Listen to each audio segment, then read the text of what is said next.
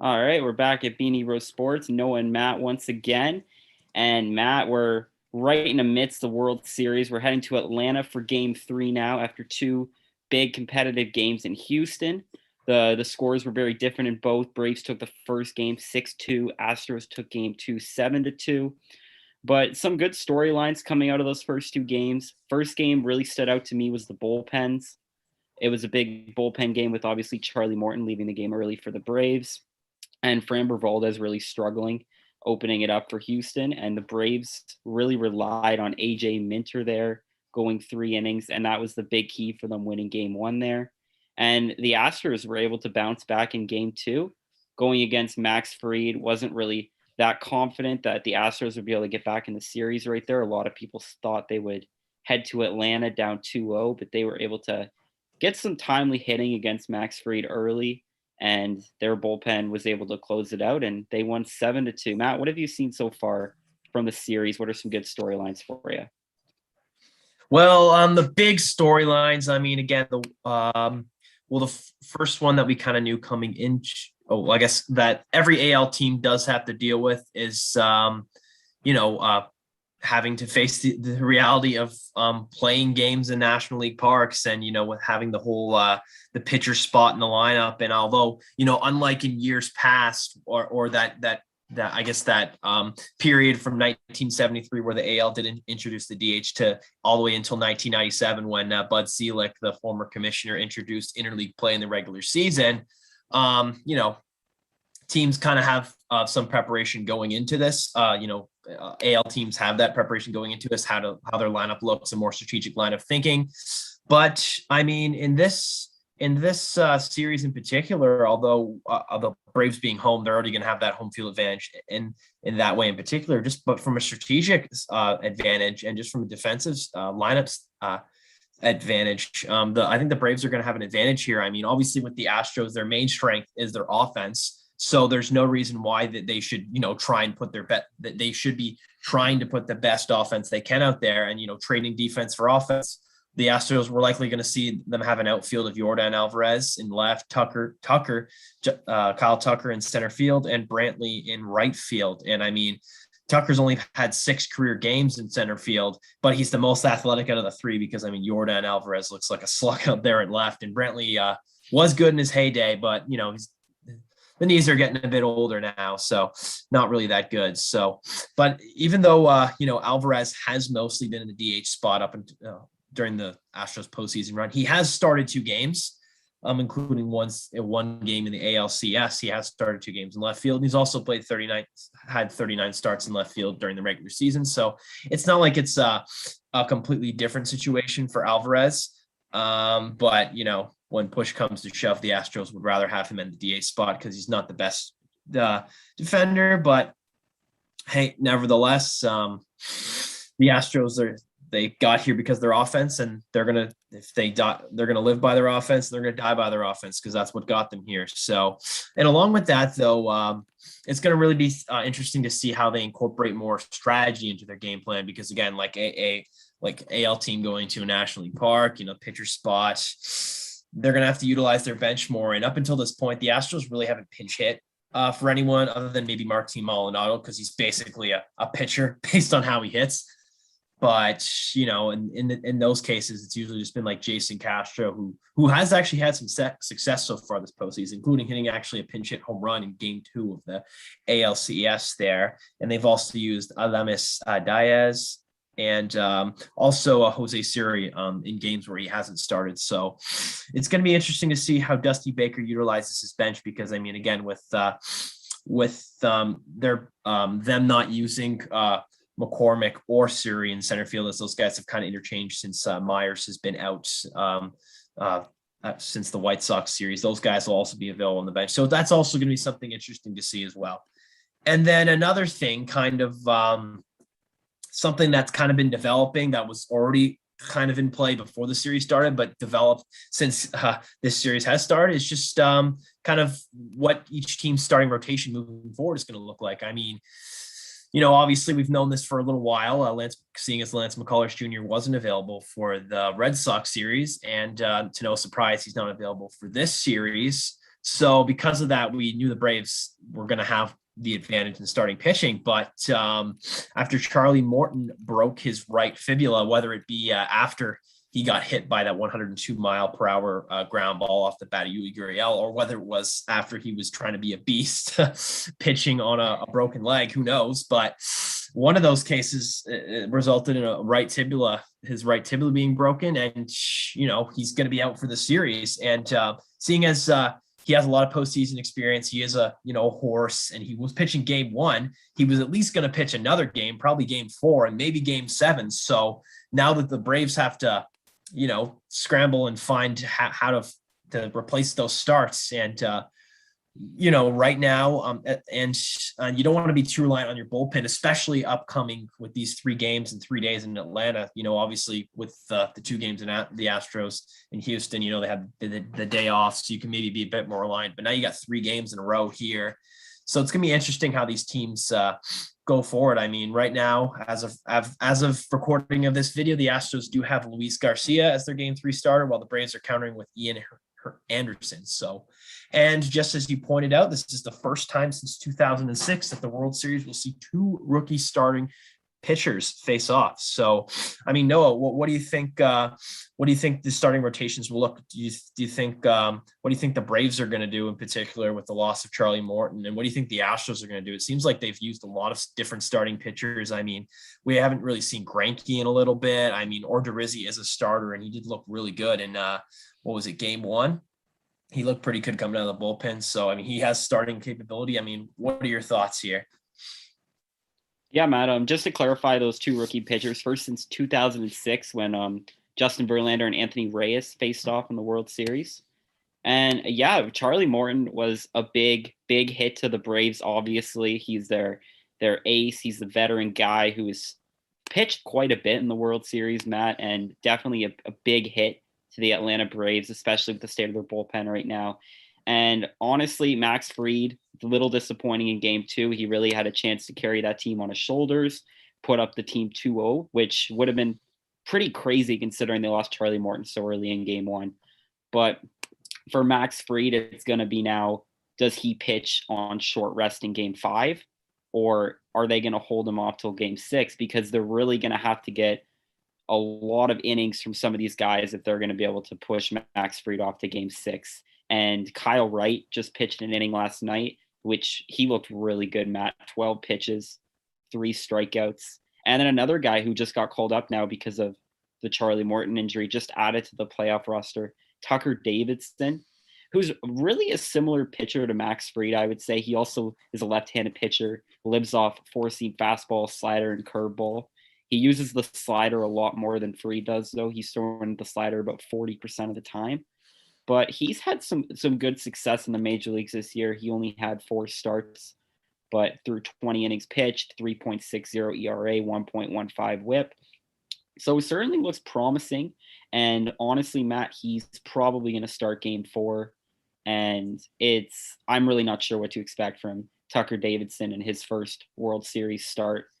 But if he surprises the Atlanta Braves, maybe he puts them in the position where they can hold Max Fried off and pitch him on full rest in game 6, which he will obviously be much better pitching instead of short rest for game 5. And AJ Minter, obviously I've already mentioned him, but he pitched 3 great innings, but he's not going to be able to pitch a ton more in this series, just being a left-handed guy out of the pen who really has never pitched more than 1 inning, especially this season. So interesting to see how he'll be in his next start. And then for the Astros, you mentioned, Matt, Zach Greinke obviously hasn't pitched very much. I do look to the Astros more pitching openers down the stretch here. Obviously, Luis Garcia is the guy for game 3. And I could see Framber Valdez and Luis Garcia each getting another start.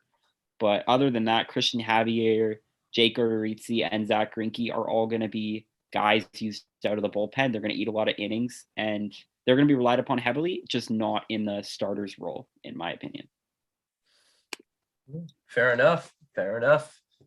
Now, kind of as we've already kind of gone over what we've seen kind of so far in the World Series and maybe some of the developing storylines.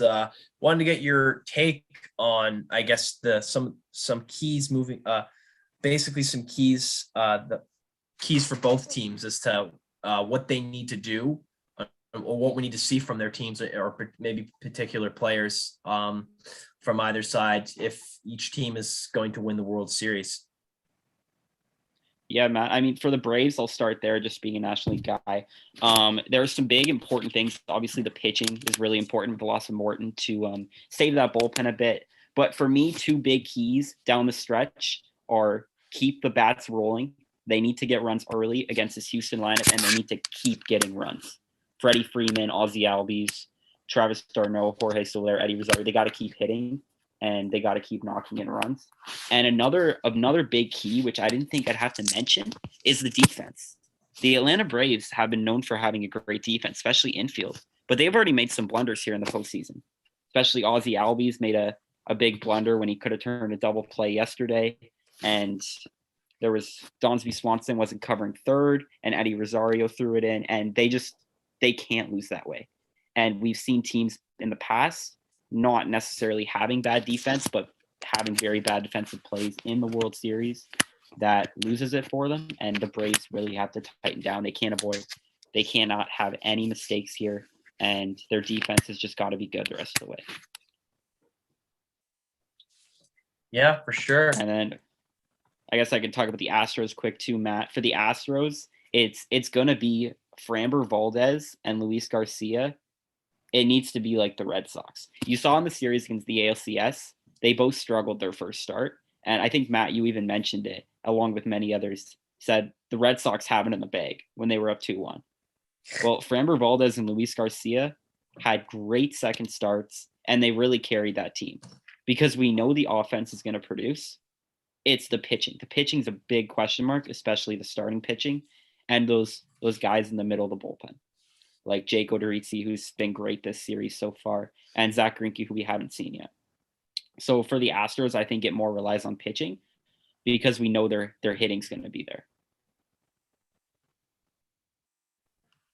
Yeah, no, I mean, that makes sense. That totally makes sense. I mean, I honestly think with the Astros, with them, it's just honestly I think for both teams, you can kind of say, especially for what we've seen in the first two games. And I mean, as we'll talk about later with just the whole Astros postseason, but just getting to a quick start, just whoever scores the first run, I mean, has won both these games so far. And, obviously we saw with Atlanta, they had 5 runs in the first 3 innings. It was 5-0. And honestly, it just seemed like it was over at that point. And then same thing with the Astros. The Astros did it yesterday, and they just pounded 5 runs in the first 2 innings, and it was already 5-1. And it was only a 4-run difference, but it just seemed like the game was over at that point. Just from how Urquidy was pitching, and how Christian Javier and some of the guys on the bullpen looked. So just seemed like the game was over at that point. So just for both teams, it's just getting the first run and just striking early and stuff. And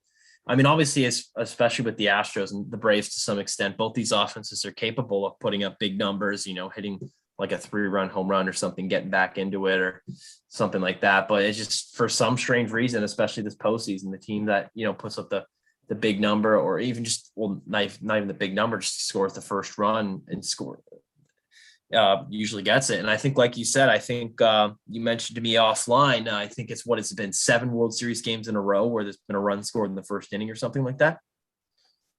Yeah. Yeah. So it just seems like everyone's getting the quick starts. I mean, I don't know what happened in the 5 previous games to this. I forget what happened last World Series, who won all those games. But I mean, so far this series, the team that scored in the first inning won both games. So yeah, it's just getting to the quick start with your offense and, putting pressure on the other team to come back because, yeah. Yeah, definitely, Matt. And game 3 is going to be a big one for both teams. Braves really need to win, especially at home, obviously, with Ian Anderson on the mound, especially with their next 2 games really in question when it comes to starting pitching. They need to win this game. And the Astros certainly want to win this game too. They need to win one of these games in Atlanta to bring it back home to Houston. And who knows? I mean, they might not even need to go back to Houston if they win this first game. They go on a roll. They win these next 3. Yeah, for sure. For sure. Now, I But guess it's been kind of one trend that we did talk about, and maybe I kind of touched on a bit, was the Astros. It just seems like they don't want to give us or any of their fans any exciting games. They're either, they either lose by a ton or win by a ton, because other than game one of the ALCS against the Red Sox, every other game, whether they won or lost, I mean, because at this point they've won most of them, the game has been decided by 4+ runs, which is just pretty insane. I mean, like, they either are doing the crushing or they're getting crushed. It's pretty remarkable. And I mean, hopefully that trend doesn't continue, because I would like to see some closer games, especially because we're in the World Series here. And in all honesty, the first two games, even though there were some chances, and, obviously Houston got 9 hits, like yesterday, for example, Atlanta got 7. So they did have their opportunities. It still didn't seem like it was really that close. And same thing with game one. So hopefully that trend doesn't continue, but it's definitely something really odd. And it's something you did pick up before this, which I honestly didn't know that. So good catch. Yeah. And you know what, Matt, that's why the Astros are here right now. It's because of those games. Because when you win by a lot, when you lose by a lot, you don't have to go into the bullpen the way you normally would. And Ryan Presley has been in 6 games now. He has 1 save. And that's because there have not been any save opportunities, and you really have not seen many of the Astros relievers pitching in high leverage situations. And Dusty Baker, this is his dream, because he does not need to worry about these tight spots, or has not had to worry. And we'll see if that changes in these next 3 games in Atlanta. It could be absolutely crazy these next few games. Hopefully we'll get some really competitive ones. And tomorrow is set to be a really competitive game in itself. Yeah. It should be a good one for sure. And maybe because the Astros have just been playing in American League ballparks, every game's just not close. So maybe the National League ballpark will do some magic and make it a close game. So yeah. Yeah, definitely. And then, Matt, just one more thing I want to talk about tonight is we just saw this breaking about an hour and a half ago. Bob Melvin is now the new manager of the San Diego Padres, leaving Oakland for a 3-year deal with the San Diego Padres. So he'll be managing Manny Machado, Fernando Tatis Jr., and a lot of other great players. Matt, what did you think of the move, and how much did this shock you? Well, I mean, considering, Bob Melvin has been with the Oakland Athletics for 11 years now.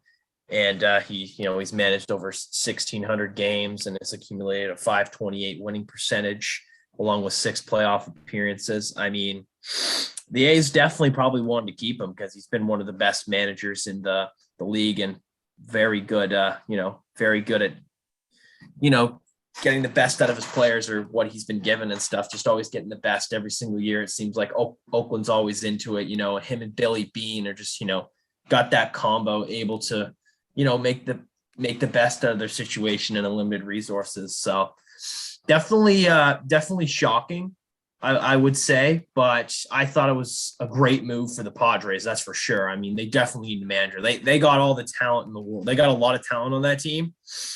And I mean, it just seems like they obviously did need to change it up a bit, especially from the managerial spot and stuff, because they did have high expectations, and it was probably they probably had one of the biggest collapses in history, in all honesty, just based on where they were and the fact that they finished under 500 on the year. So they definitely needed a new change at the helm, and man, they got a guy who's got a lot of experience. And I thought that was a great move for them. And I think obviously a lot of people would be questioning as to why Oakland got rid of him or allowed him to even speak to him. But I think, I don't know, correct me if I'm wrong, but it's because Oakland wants to shed some salary or cut their payroll. Yeah, Oakland's just a cheap franchise that just does not care about winning. And they apparently can't pay one of the best managers in the game $4 million a year, Matt. Yeah, I guess so. But hey, maybe that's why, even though they have all these good teams, they still fail to win playoff series, even though they go to the playoffs all the time. Yeah, but definitely. All right. So yeah, I guess All right.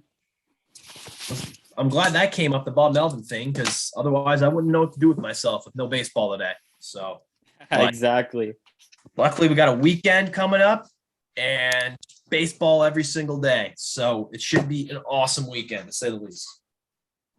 Yeah, make sure you follow along on the Instagram account, especially with the next few games in Atlanta. Me and Matt will be going live a bunch on Instagram, and I think Saturday night, me, Matt, and Justin are all going to be in the same place watching the games. So first time ever in Beanie Bro history. So you'll have to stay Should be tuned for that. wild. Should be It wild, will be guys. wild. We're going to be making predictions all game. There's going to be lots of push-ups for the losers, Oh yeah. and we'll be broadcasting it all. Should be All awesome. right. Yeah, definitely. All right. Well, have a